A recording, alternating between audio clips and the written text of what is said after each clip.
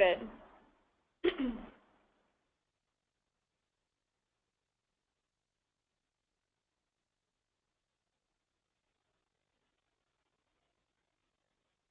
So I'd like everyone to take a moment to think about what brings you here today.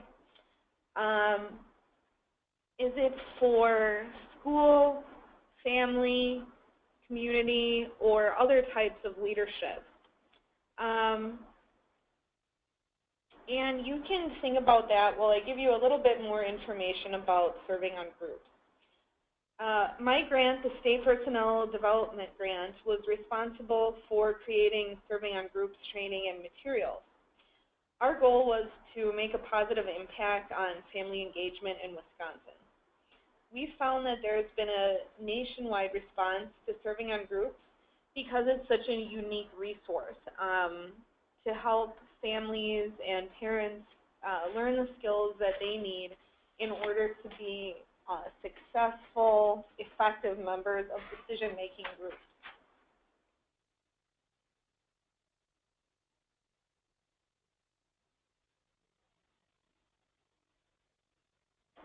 Today we are going to talk about sections 1 and 2 of serving on groups, but it is an 8-part series.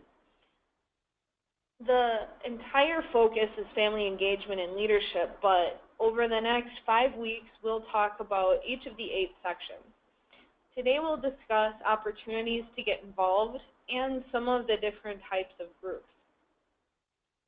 In the following weeks, so on Tuesdays for the next 5 weeks, we will cover processes and tools groups use, tips and strategies for serving on groups, how to understand data and use it to your advantage, the role of families, and skills for serving on groups.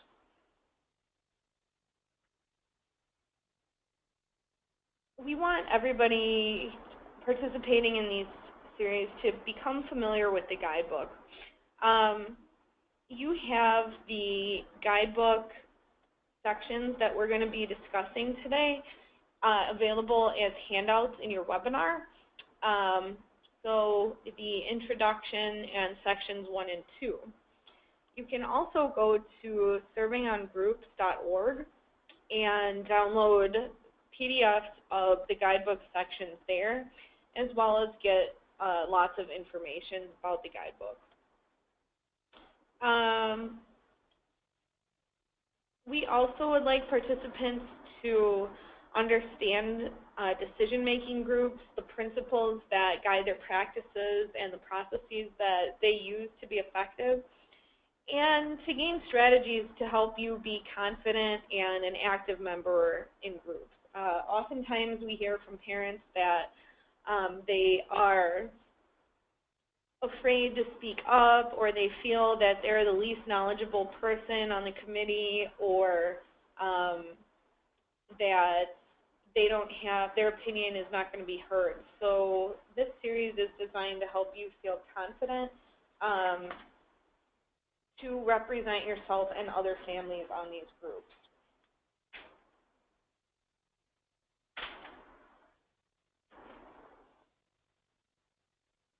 Leadership is something that for a long time has been kind of held to only certain individuals, or at least that's the popular opinion. But we invite you to challenge your views on who can be a leader.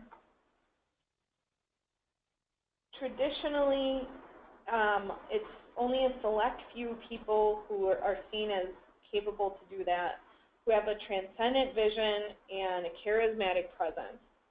They're either elected or appointed to positions where they're highly visible, and they're usually prestigious positions. Leadership is maintained through keeping power over others. Increasingly, we're seeing the service leadership model become more popular, which states that anybody willing to serve can be a leader. And leadership is maintained by ongoing service and cares for others. So, leaders are not born. They rise out of a person's passion for how they want the world to be. Leadership isn't a gift. It's accessible to anyone who wants it. Leadership isn't a calling. It's a matter of listening to a question and trying to come up with an answer. And a leader is anybody who has a very big and compelling story of how it could all turn out. So these quotes are from the Family Leadership Project, but they really touch on some important things. So first of all, leaders rise based on passion. So maybe earlier in your life you weren't passionate about education for children with disabilities because it wasn't a part of your life. And now it may be, and your passion will allow you to take a leadership role. It's not a gift, so maybe you've never been a leader before, but you can learn skills and learn how to be effective as a leader.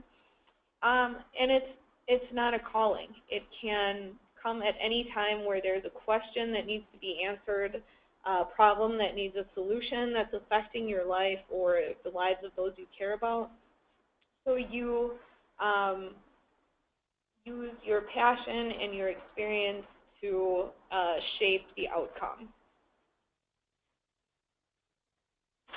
So family engagement and leadership are things that are important and stressed at the school level, but do we really understand why they're so important? We know that research has found that when families are engaged as decision makers, children have better outcomes when their families are involved, and there also needs to be support for families to allow them to participate. So Dr. Joyce Epstein and others have focused on the effects of family involvement, and based on her research, she identified 6 different types of family involvement, which are parenting, communicating, volunteering, learning at home, decision-making, and collaborating within the community. All of the types are important, but our workshop focuses specifically on decision-making. We're beginning to see a shift in thinking that emphasizes schools and families partnering together, not just asking parents and families to come in and do what's needed at school. Families are now regularly being invited into groups and committees that are working towards improving outcomes for kids. What we've found, though, is that it's not enough to just invite them. They need to be empowered to be active members of these groups. So let's take a moment to hear from some family engagement experts on their views on family engagement.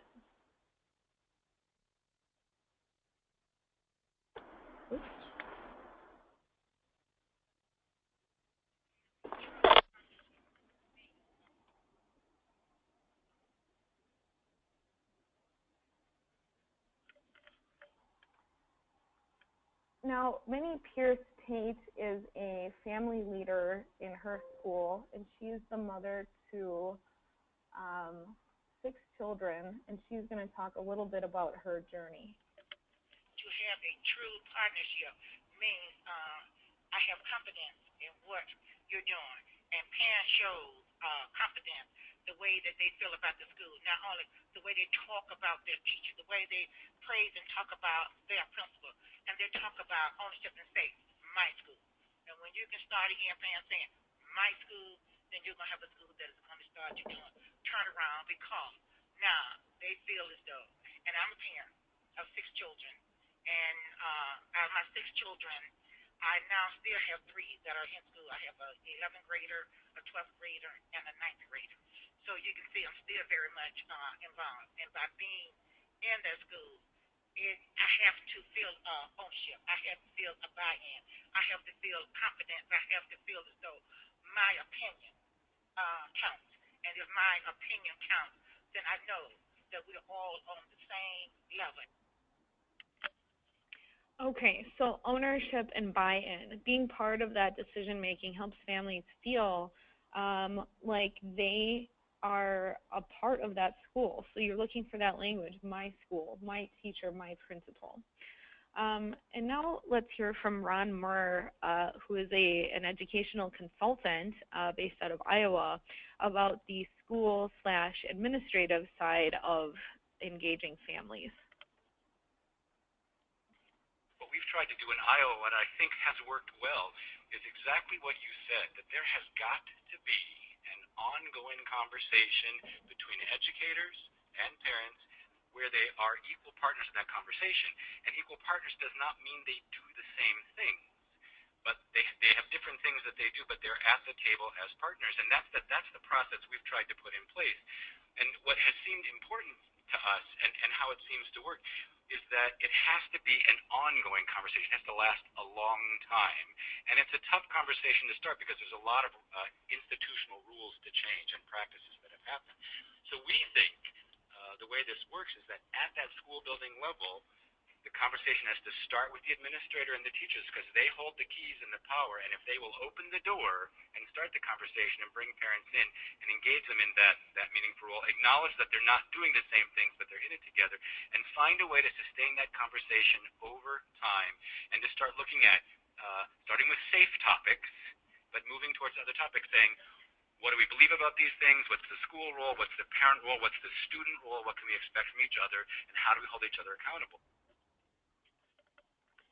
Okay, so different roles, but equally important roles, true partnership, and I think really importantly, he says this is an ongoing process. So families don't show up once and give their input and then never talk or are listened to again.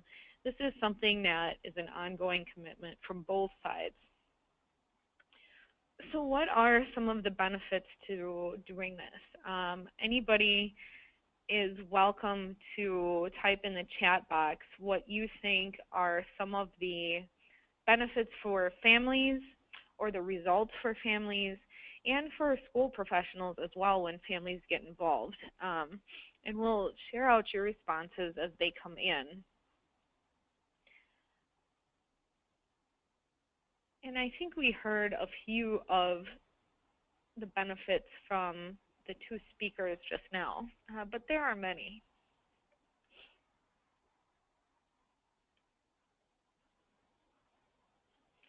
Some of the results for families are awareness and input on school policies. So many times school changes a policy and parents only find out about it after it's in effect, and it causes a lot of problems, and there's a trust breakdown, communication breakdown, there's lack of buy-in. So starting on the front end, including parents, can really make a big difference. Families have a feeling of ownership of the school, of the organization they're volunteering with, and that helps with the buy-in and the follow-through and continuing that ongoing process. And shared experiences and connections with the non-family members on the group or the professionals on the group helps the group move forward and make positive decisions. Now, some of the benefits for professionals and the positive results are to have an awareness of family perspectives. We hear a lot of times, like just as parents and families may not feel comfortable coming into a school to talk with educators, a lot of times educators also don't feel comfortable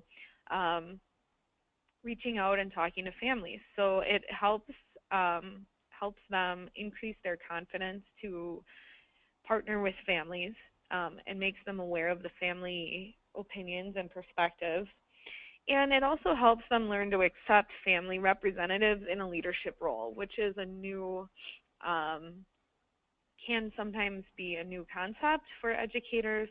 And actually going through this practice and seeing the benefits helps increase the acceptance.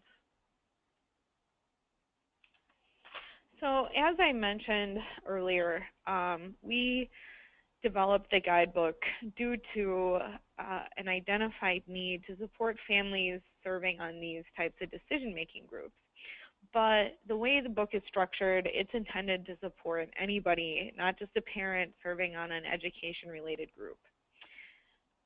The information and the skills and even some of the types of groups that we discussed are not specific to Wisconsin, so no matter where you're from, you'll be able to use the information in this book. There is meant to be something for everybody. So for some, it's a great introduction, a refresher for others, and a resource for all, including those who are already experts or mentors in group leadership. So everybody can come to the table ready to serve.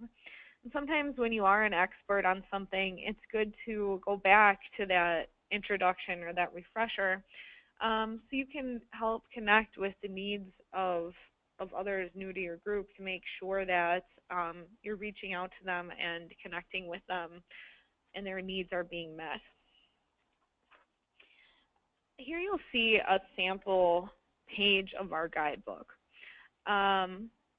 You will see the heading has a focus question and an objective. There's informative reading on every page, many real-life examples. So some are quotes from parents and administrators, educators, and advocates. Facts to consider, kind of highlighted in bold, just like your textbooks in middle school might have had, and many additional links and resources throughout the book. You'll also find some stories that are examples of real families in Wisconsin who have gone through certain scenarios just to help illustrate a real-life example of the point. You will see some of the resources here that we use to compile the guidebook, Harvard Family Research Project, Family Leadership Project. So these links are here for your reference. So let's dive in then to some of the opportunities to get involved in decision-making groups. Sometimes parents want to make a difference, they want to make a change, but they're not exactly sure how to go about doing that. So in this section, we talk about those different opportunities and about who can serve on these groups. Through processes of self-reflection and exploration, we hope that families will learn of decision-making opportunities to explore that will match their time and energy availability as well as their current interest. So in order to do this, we recommend going through a process called MAPS. MAPS is a planning process that can be used by teams or individuals who would like to use a person-centered approach to help someone plan for his or her future. Plans developed through the MAPS process are positive, forward-thinking, personalized, and creative in their use of resources. The process fosters the development of self-advocacy skills among individuals and helps to establish trust and a sense of empowerment and shared responsibility among the participants.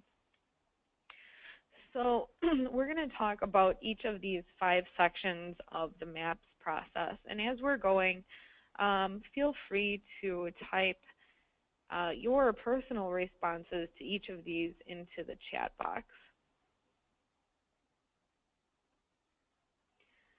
So first we start with answering the question, who am I? And as we go through these steps, even if you don't share in the chat box, consider taking some notes to keep for your own future reference about your personal answers to these questions. So to answer, who am I, how do you describe yourself, especially as it relates to this group? What are some of your skills and talents? What are your struggles and your strengths in working on a team? what are your values and beliefs that guide you, both personally and professionally, and other questions about kind of who you are fundamentally that have led you to this point where you're participating in this group. The second question is to describe your background and circumstances. So what is significant about your personal history? Or is it someone in your family or your child who have led you here today? When is the first time you saw yourself as a leader or a decision maker, and how did that make you feel? How does that help get you where you are today? And what are your professional experiences that are going to help you be a part of this team? If you are an accountant in your day job, maybe you would be the treasurer on a board of directors. If you are somebody who's been really involved in party planning and setting up booster club fundraisers, then maybe you would help on the fundraising committee of a board of directors. What is your experience in your professional and personal life that will influence your actions on this decision-making group? Next are your dreams. When you're signing up to be a part of this group, what outcomes do you have in mind? What would be your dream for your personal or professional development, and the outcomes that you're going to help create being part of this team? What do you most want to see happen immediately, or in the short, medium, or long term? And what other dreams are important to you as you set out on this journey? So maybe you are your dream is for full employment of individuals with disabilities in your community. And what you hope to see happen in the short term is to set up a training program for local businesses about all the different ways that they can include people with disabilities, and training opportunities available, support opportunities available, and slowly work towards your goal of full employment over a longer period. But setting that out, defining what it is you're trying to accomplish at the outset is going to help shape your group membership. Step 4 is to think about your fears and concerns, and especially concerns. Fear is a pretty big word, and it might be a little bit discouraging, but when we think about what are our concerns about joining this team, you might ask yourself, what makes me a little bit nervous? Think about what you just answered for your dreams, and what kind of things might be standing in the way of those dreams being accomplished, either by the team or by you personally.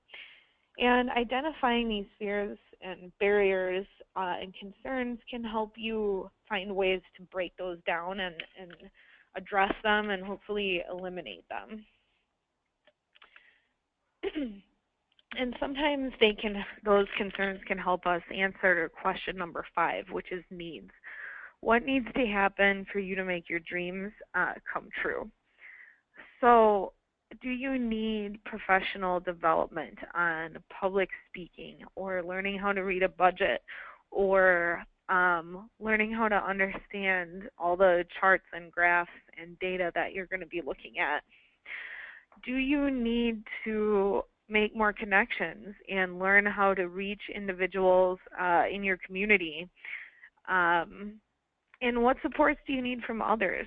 Do you need childcare so you can come to the meetings? Do you need an interpreter so you can fully participate in the meeting? These are important questions to ask yourself and to discuss with your team to make sure that your needs are being met. So if you're doing this in a group setting, You may want to discuss the common experiences that each of the members had related to the MAP steps. You can also think about how you're going to use the information that you just gathered about yourself to expand your skills, your knowledge, or your roles on a group. And this is something that it's not a set it and forget it type of thing. You should revisit this periodically to see, am I working towards my dreams? Have my concerns been addressed? And are my needs actually being met? Or does something need to change? So our guidebook is built on the concept of shared decision making. What does that actually mean? You know, a lot of times our experiences with decision making are that somebody makes a decision and then we have to share in the outcome of that decision. But this really means something else. Dr. Epstein is quoted as saying that decision making means a process of partnering, of shared views and actions towards shared goals, not just a power struggle between conflicting ideas. This concept is really just a way to explain the process that a group goes through to make decisions that involve multiple perspectives, opinions, points of view, solutions that are heard by everybody. It's not just about one person, it's about the entire group with no voice being valued more highly than another. When interested individuals share in a group's work, better decisions are made and better outcomes can be expected. When members of a group have an increased sense of ownership in the group's work, the result is greater commitment of their time and of their energy to the work of the group. So, and shared decision making doesn't mean we use everybody's ideas all the time, or we have to take a little piece of everybody's solution and cobble it together into something.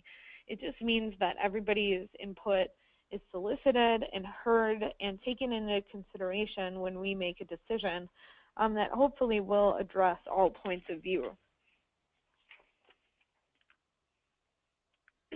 So, who can serve on a group? Does it have to be a certain type of person, maybe with a certain kind of education or from a certain neighborhood or drives a certain car? Absolutely not. Anybody who's interested can serve on a group. So if the group's decisions are going to affect you personally, you're especially interested to be a part of that decision making. So, for example, if your town is planning a special needs playground and your child is going to use it, you should absolutely be a part of that group. However, there are so many groups that make decisions that affect our lives that we have to choose our opportunities wisely. Your time and your energy are valuable, so you want to make sure that you find an opportunity that is meaningful to you.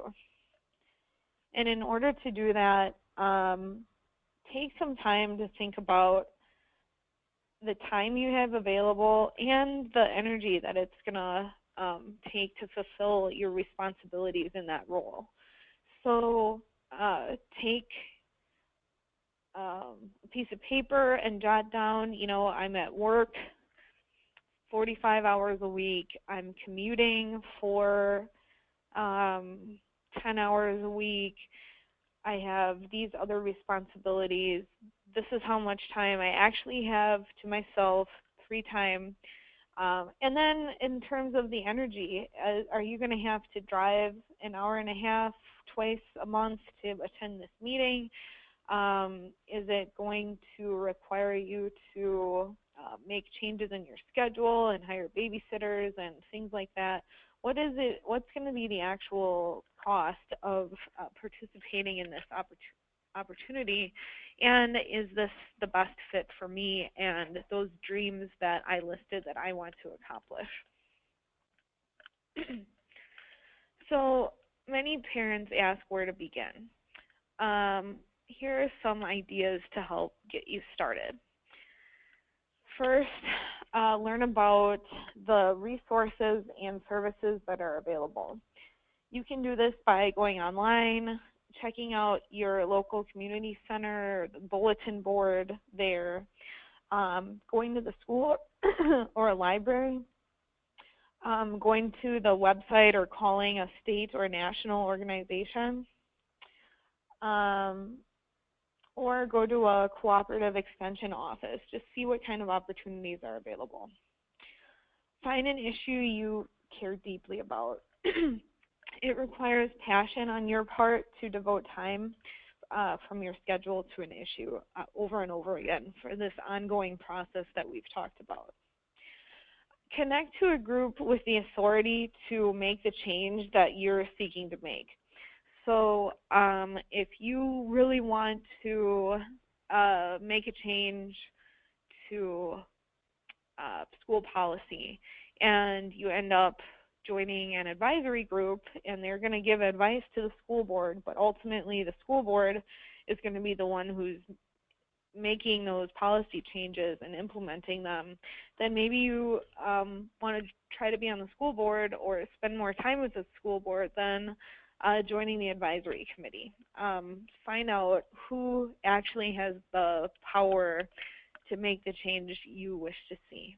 And then finally, prepare yourself for service.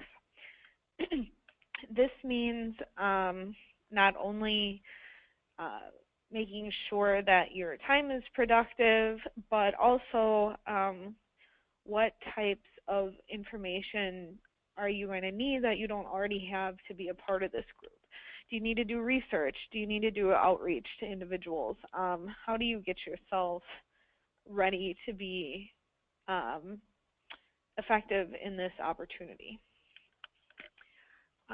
For more information, there are a few resources here, including the National PTA standards and links for serving on boards and committees. So please check out some of these additional resources to help you prepare. And with that, we'll move into section 2, where we discuss different types of groups. Before we do that, are there any questions related to section 1? And if you do have a question at any point, feel free to put that into the chat box. And with that, let's move on to the different types of groups. In this section, we're going to discuss the names and the functions of all the different types of groups that are out there, and a little bit about the member roles in those groups. Some of these may be familiar, where others might be new to you. And a lot of them have a lot of things in common. In fact, sometimes it might be hard to tell what type of group we're looking at. So we'll learn more about that in this section. So what makes a decision-making group unique from other groups? They can take on so many different forms. Some are very formal, like a state advisory committee, whereas others are very informal, like an event committee for a local church or a community organization. No matter what the structure, the issue, or the size, all types of groups do important work, and making sure that each person is prepared to fulfill their role is very important. Some groups meet for years and years, and their membership changes over time, and they have elections, and people have term limits, whereas others meet for an agreed upon amount of time or until their work together is complete. Here are some of the variables that differentiate groups from one another. Their decision-making authority. So do they just give advice, or are they actually responsible for changing policy and implementing and enforcing these changes? The issues they cover. Obviously, a wide variety of groups exist to address so many issues. Meeting structure, is it formal? What are the protocols they use during the meeting? Is it virtual? How does it look like? The data they're looking at, obviously you're going to look at different information in a school board meeting than you would look at a nonprofit board meeting. The input and feedback they get from outside of their group. So who are they reaching out to in the community? Is it families? Is it experts? Is it legislators? Who is giving them input and feedback? The processes they use, so how do they vote? How do they set an agenda? Could be very different. Membership and the roles in membership. So do they have a president, a CEO? Are people voted in or appointed in, or can anyone join? The history, so what got them to where they are today. The amount of time since they've formed, and how diverse the perspectives are. So is there a bunch of people who say yes to everything, or do you have a whole lot of really different interests that are constantly going to lead to a very lively discussion of every decision that has to be made? So as roles are different, responsibilities are also very different. So we'll take just a moment to... Captain of a ship, the management committee is responsible for steering an organization towards a bright future. Every single person on the committee contributes in a unique way, and there are different roles for different members. Likewise, the responsibilities that come with each position are also different. To avoid potential conflicts and to work most effectively, it is important to be very clear about what is expected of everyone on the committee, both individually and as a group. All right. And that was just a short video highlighting the importance of understanding roles on a group. So again, here's another sample page of the types of group section that you'll find in the guidebook. And for each of the groups we're going to discuss today, you can look at your guidebook section and learn more about the particular facts of each of these groups and specific examples for each one. So there are 6 unique functions of groups, and some groups may serve more than one of these functions. So the ones we'll discuss today are governing, advisory, leadership, planning, evaluation, and practice. Remember that groups can look very similar while having very different purposes. Let's look a little bit more closely at each group. First, we'll discuss governing groups. These are one of the more formal types of groups, and usually members are appointed or elected to their positions. Their purpose is to govern an organization and to set policy. So in school districts across the state, the best known example of a governing group is the school board. It's an elected body which develops and adopts policies that align to state and federal law. The school board is responsible to employ and evaluate administrators, to negotiate staff contracts, provide oversight on the budget, and make important decisions about discipline of students in the district. Taxpayers elect the board members, and they're accountable to everybody in their community. Another example would be a city council. Governing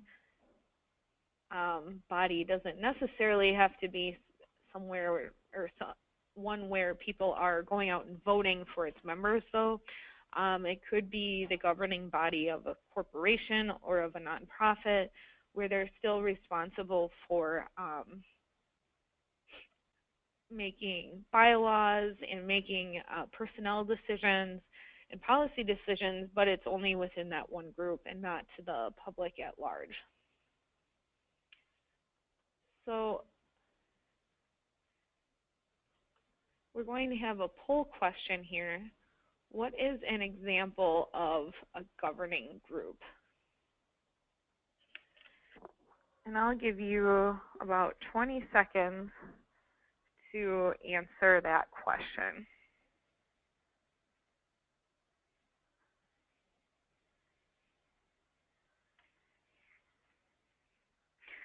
So our options are an IEP meeting, a school board, a county community on transition, or a special needs playground fundraising committee. All right, so most of you have voted. Oh, everybody's voted. So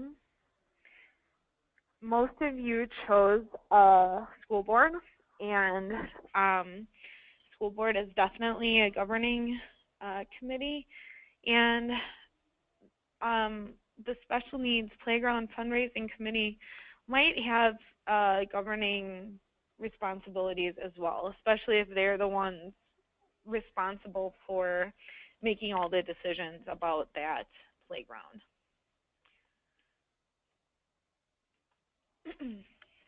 Next, we will discuss advisory committees. These groups are usually concerned with a single issue, and the membership is composed of individuals who represent a broader group of people affected by that issue, but also who have some type of expertise on that issue to share with the group. Unlike a governing board, they do not have fiscal, which is monetary, financial, or legal responsibility. Typically, their authority is limited to giving advice or counsel to a board, a CEO, executive director, the governing body, or members of the staff who are responsible for specific programs.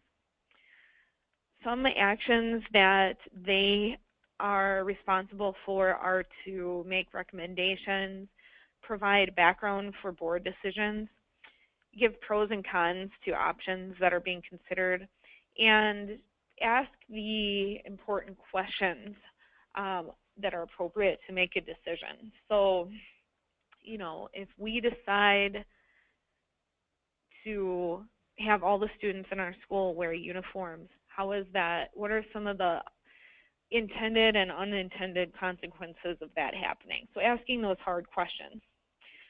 So the board or the decision maker will review all the recommendations from the advisory groups, but they're not obligated to follow the advice. Unlike committees, advisory groups are usually composed of individuals outside of the board, although they might include 1 or 2 board members as well. For example, a district special education advisory group is comprised of parent and teacher representatives from each school in the district. The special ed director and a parent co-facilitate the group's meetings. The focus of the group's work is to discuss current initiatives and provide feedback on how those initiatives affect students with disabilities. The group provides input on the needs of families and may help assist with coordination of activities and events for families in the school or in the school district. Other examples of an advisory group might be a committee, a panel, or a focus group. So, another poll for you. What is an example of an advisory group? The choices are focus group on school uniforms, a board of directors for a nonprofit, family engagement leadership group, or a Down syndrome association.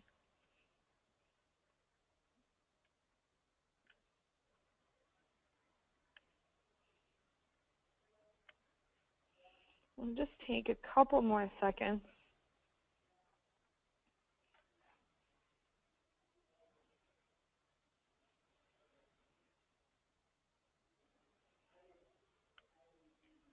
Okay, we'll share your results. So the answer to that one was the focus group on school uniforms. The board of directors is going to be a governing body, whereas the focus group, they're probably comprised of educators and parents, and they're going to give advice on whether uniforms are a good idea, but ultimately somebody else is going to make the decision. So that's kind of the thing to think about when you're talking about an advisory board or an advisory group is, can they actually make the thing happen that they're recommending? And if they can't, it's probably some type of advisory committee or board. Next, we'll discuss leadership groups. These groups can provide important direction for lawmakers at the state or national level, or for district administrators at a local level, or for inside of an agency. You might have leaders in a certain initiative. The membership can include any combination of family members, youth, community members, policymakers, and professionals. The roles and responsibilities in a leadership team might vary widely from school to school or district to district. Oftentimes, you'll see administrators, teachers, other staff, and people who are capable of making those governing type decisions in a school. And you'll see them leading and coordinating school improvement initiatives. Participants may volunteer for a leadership team, or they might be recruited by their boss or by one of their colleagues. In recent decades, leadership teams have been evolving into a form of shared leadership, with the practice of expanding the number of people involved in the group and including them in the important decision making. So many schools, especially in Wisconsin, have leadership teams within a school for their response to intervention and their positive behavioral intervention and support teams. These groups are comprised of various staff members, and sometimes they include parents, and they may even include community members. They look at systemic issues such as student learning and outcomes. In this case, the school's response to intervention team would look at academic data, or the PBIS team would look at behavior data. And after looking at that information, they create plans to implement strategies for addressing an identified need. They meet on a regular basis to monitor progress and suggest necessary changes if needed. So that was just an example of a leadership team. So another poll about which is an example of a leadership team. Your options are school improvement team, a finance committee, a PTO, or a lobbying group for seclusion and restraint.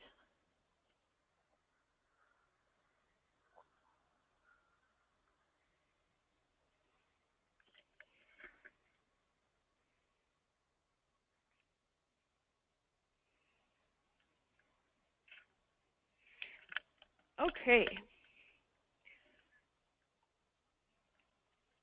So most people chose the school improvement team, and that's absolutely right. That would be the type of leadership team that would focus on certain issues. So in this case, it would be on improved outcomes for kids in the school.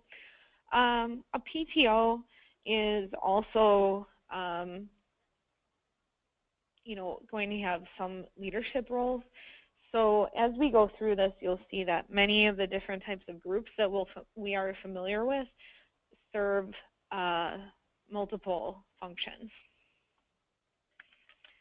Our next type of group is a planning committee. Planning groups deal with a specific issue and usually have one function, which is to plan and carry out an activity, usually designated by a more formal group. Some of their tasks, other than carrying out the activity, are to design the information shared outside of the group, listed like brochures or website, to conduct trainings about relevant topics, to develop or select a curriculum, or to assess needs and develop priorities. And some examples of planning groups are IEP teams, so individualized education program, or individual family service plan teams for birth to 3 children. So an IEP team is an example that we mentioned. So John's daughter's IEP team is composed of John and his wife, the English teacher, the special ed teacher, speech therapist, occupational therapist, the guidance counselor, the school psychologist, and the principal. John's daughter was invited to attend the IEP meeting too. They will review how well she did this year in working towards her IEP goals, taking into account her strengths, interests, challenges, the concerns of her parents, and baseline data on her academic achievement and functional performance. Based on the data and information about her present levels, goals will be created and services and supports will be determined. The team will meet on an annual basis to review the plan and revise it for the next year as long as the student still qualifies. So, other examples are work groups and committees. And we'll skip the poll on that one and move right to evaluation groups, which evaluate the work of others by measuring their work. So this could be a large organization, a publicly funded agency, or a large project. Some of what they do are to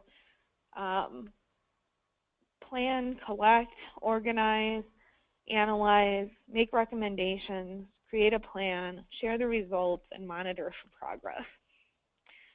So an example would be the school district implemented a new high school class schedule 1 year ago. The board appointed a group of people to evaluate the implementation of the new schedule. The group consisted of administrators, school staff, parents, and students. Some of their activities were to survey the staff, the parents, and the students, to hold focus groups, and to review data on overall student achievement. They analyzed the results, compiled a report, and presented their findings to the school board for their information and to consider if there's any reason to change or modify the schedule. So, what is an example of an evaluation group?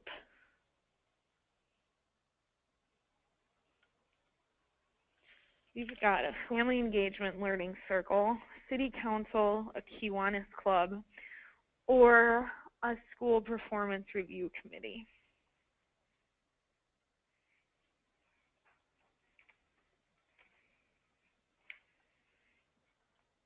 Okay, so the correct answer was a school performance review committee. So similar to the example I just described, they might be evaluating the performance of staff or of students, and then reporting back and making recommendations about how to improve those processes. And our final group is a practice group. These groups provide a structure for communication, learning, and action between different individuals or groups or agencies. Members agree to meet regularly to promote interagency and stakeholder connections. Some of their tasks include providing a structure in order to exchange these ideas and information, to promote shared work, spread best practices, continually reach out, and try to sense emerging or systemic level issues. So an example would be a community on transition, which is held at the county level, that meets monthly during the school year and includes district staff, adult service agency staff, parents, and students. They meet to share information and discuss some of the issues and concerns around students with disabilities who are transitioning from high school to the adult world. They share their experiences on best practice, work together to create solutions, and schedule learning opportunities for students and their families. They do this by planning a conference for high school students from all the high schools in the county. The focus is to prepare for college, living on your own, and for employment. This is just one of the ways the Community on Transition expands their learning community by engaging more people in transition activities. So, finally, what is an example of a practice group? And this will test if you were paying attention. So we have County Community on Transition, High School Fundraising Committee, Special Ed Advisory Group, or a Legislative Monitoring Group.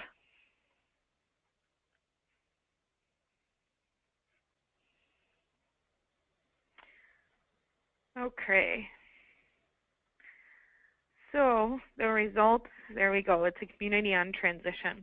Any type of group where stakeholders are invited to meet and discuss what they're working on and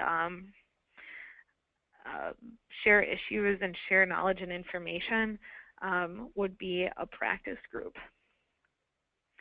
So some of the resources are available for you here, such as sharedwork.org. And where to go from here? If you are interested in learning about personal skills for serving on decision-making groups, join us for sections 6, 7, and 8. So section 6 will be 3 weeks from now, and section 7 and 8 will be on February 28th. And to learn about group skills, join us for section 3, which is next Tuesday. Sections 4 and 5 are the following, and then section 6 is February 21st. You can register for all of these trainings at www.servingongroups.org and also get more information, access to the links about everything that we discussed today. You can also sign up for our Family Engagement newsletter that will come to your email inbox once a month and covers a wide variety of family engagement topics. This will conclude today's webinar. Thank you so much for joining us. Please consider signing up for the next 4 webinars, as well as some of the over 80 trainings and webinars that Wisconsin Facets has scheduled for this year. Please check out our website calendar at wifacets.org and register for upcoming trainings. And don't forget to watch for the short evaluation that will be coming to you later today.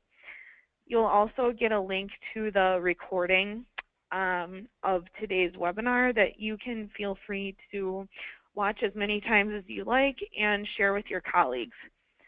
You can also feel free to email me. I'm putting my email in the chat box. It's vdavisdavila@wifacets.org. Thank you again for joining us, and we hope to see you again next week.